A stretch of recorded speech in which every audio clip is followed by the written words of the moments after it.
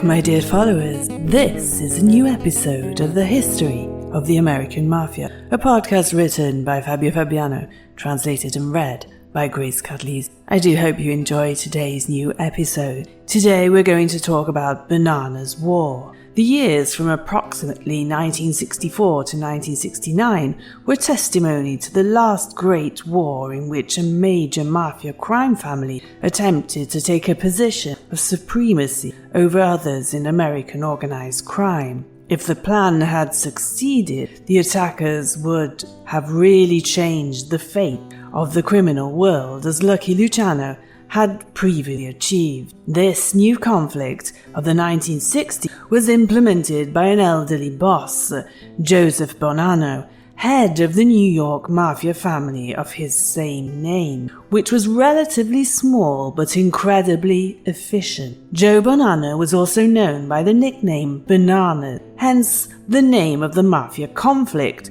Bonanno's War. The truth is that the fight was inevitable. Bonanno only struck first, as it was only a matter of time and the other mafia leaders would have started. The trigger was Bonanno's expanding businesses into territories controlled by other mafia bosses, and this disturbed and irritated. Bonanno had established interests in the East, in the West, in Canada, and even in Italy.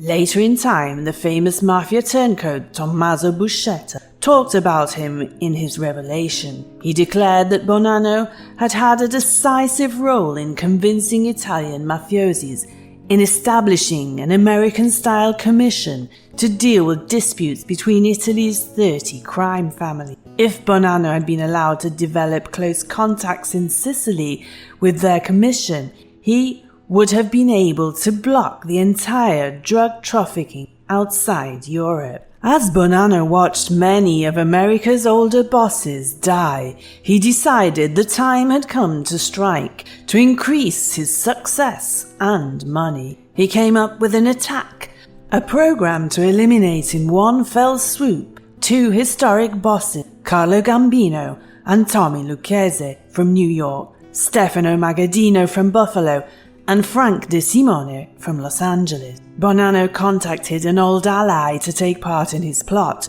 Joe Magliocco, who had managed to succeed another longtime friend of Bonanno, the late Joe Profaci, as boss of another Brooklyn crime family. Magliocco's loyalty to Bonanno was unquestionable, and he accepted despite having doubts on his poor health. The plot failed when Magliocco passed the task of targeting Gambino and Lucchese to his ambitious underboss Joe Colombo, who had already been a trusted hitman in Profaci's organization. Colombo weighed the situation and, not realizing Bonanno's involvement, calculated that the Gambino-Lucchese families appeared the strongest.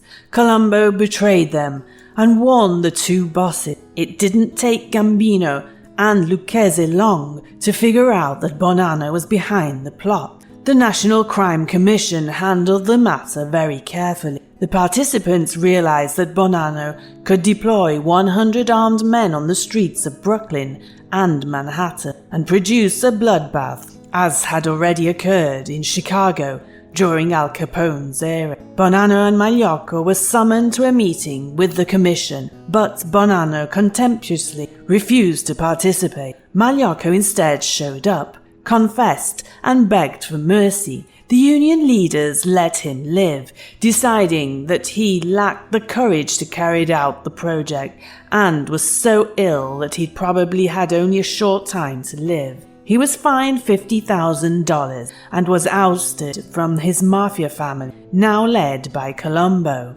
This leniency, atypical in cases of betrayal in the world of the mafia, was intended to encourage Bonanno's surrender. As expected, within a few months, Magliocco died of a heart attack. To avoid being killed, Bonanno hid in a safe place for a certain period of time, and then he moved to Canada, ignoring the Commission's orders to return. In October 1964, he returned to Manhattan to appear before a grand jury. On the evening of October the 21st, he had dinner with his lawyers. After dinner on Park Avenue, As he was getting into his car, he was targeted by 2 armed men, pushed into another car and taken away. According to public opinion, Joe Bonanno had been killed, but that wasn't what had happened. Bonanno had instead been kidnapped. A mafia war broke out within his organization. The National Commission established that Bonanno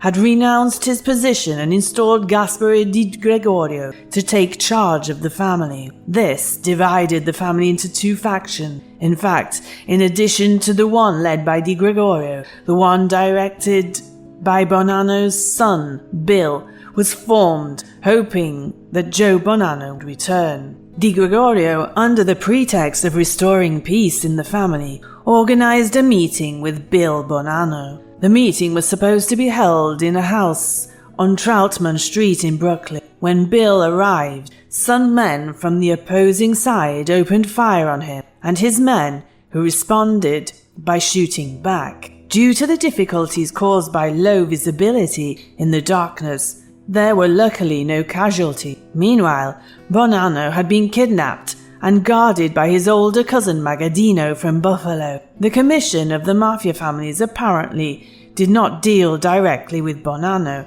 but it was Magaddino who regularly dealt with them. It soon became clear to Bonanno that the commission didn't want to kill him, because this would only lead to further bloodshed. Instead, negotiations were carried out, while at the same time, Bonanno's enemies tried to wipe out Bill Bonanno and his loyalists. Bonanno offered a deal. He would retire from racketeering, give up control of his crime family, and move to Arizona. In exchange, he expected his son Bill and his brother-in-law Frank Labruzzo to take command. The commission didn't accept, realizing that the 2 relatives were only puppets controlled by Joe Bonanno, who in this way would continue to maintain control. Instead, they relaunched by stating that they would appoint a new head of the family. Bonanno had no choice but to accept. In May 1966, 19 months after being kidnapped, Bonanno appeared. It soon became apparent to the other mafia bosses that Bonanno had no intention of sticking to their agreement. Discouraged by Di Gregorio's inability to carry on the fight successfully, they replaced him with a more ruthless man, Paul Shaka. However, Shaka didn't easily handle the opposition led by Joe Bonanno. Many of his men were killed in firefights, and in the bloodiest episode of the war, 3 men from Shaka were machine-gunned to death in a restaurant in Queens. In a short time, 5 more from the opposing faction were killed. Then in 1968, Bonanno, weakened by a serious heart attack, took a plane and went to take refuge in his home in Tucson, Arizona. From there, he declared that he would step aside, a statement that the commission welcomed with skepticism. Indeed, they continued to shoot men loyal to Bonanno in both Brooklyn and Arizona. A bomb exploded at the Bonanno's home and in other homes too. Eventually, the conflict died down and an agreement was reached. The Bonannos retained control of their interests in Arizona. Shaka, and later his successor Natale Evola, was accepted as head of New York. The war ended, and with it Bonanno's dreams of extending his power. The so-called Bananas War was a valuable lesson for other mafia leaders. In fact, when in 1970s, Bonanno's deputy boss, Carmine Galante, who had served a long prison sentence, was released from prison, he took command of the family and immediately undertook an activity aimed at extending his power. But at this time, the bosses immediately decided to kill him. Galante, unlike what had happened to Joe Bonanno, was not given any opportunity to appear before the commission and justify his actions.